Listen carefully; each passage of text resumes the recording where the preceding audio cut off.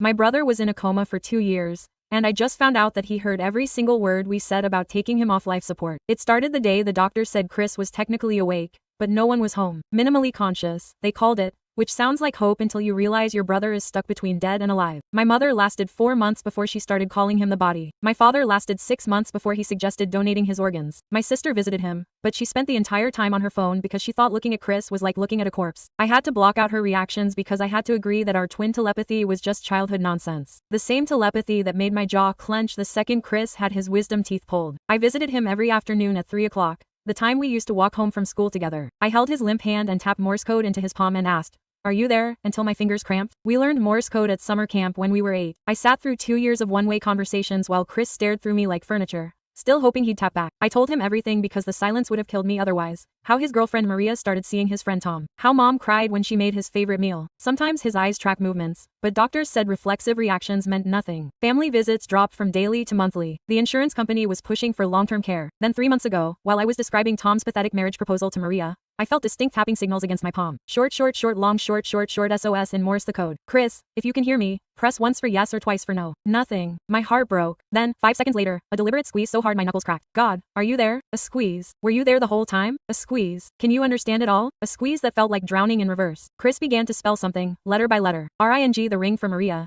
The engagement ring he had hidden before his accident. No one knew except me, because I had helped him pick it out. You want me to get it? A squeeze as desperate as screaming. The insurance meeting was scheduled for the next morning to transfer Chris to a vegetative care facility. I brought the ring, but I didn't understand why he wanted it until the insurance lady looked at my 3 notebooks full of documented reactions as if they were children's drawings. Grief can manifest itself in many ways, she said with practiced compassion as my parents prepared to sign papers. Then Chris began to spell urgently, tapping on the bed frame. Ring, I asked, finally understanding. You want it now? A squeeze. JETZ. Pulled the blue velvet box from my pocket, pressed it into Chris's palm. His eyes, dead for 2 years, suddenly focused on that little blue box with laser intensity. Tears streamed down our faces as the insurance lady's pen froze mid-signature. Ask him what? I swear. Anything? She asked what year it was. Chris punched out 2024. She asked him to count to 5. 5 perfect prints, his mother's name Sue. When Chris had answered 10 questions correctly, she had torn up the transfer papers and the medical team pounced on them, suddenly fascinated by the patient they had written off. 3 months later, Chris could sometimes move his eyes on command and occasionally squeeze other people's hands,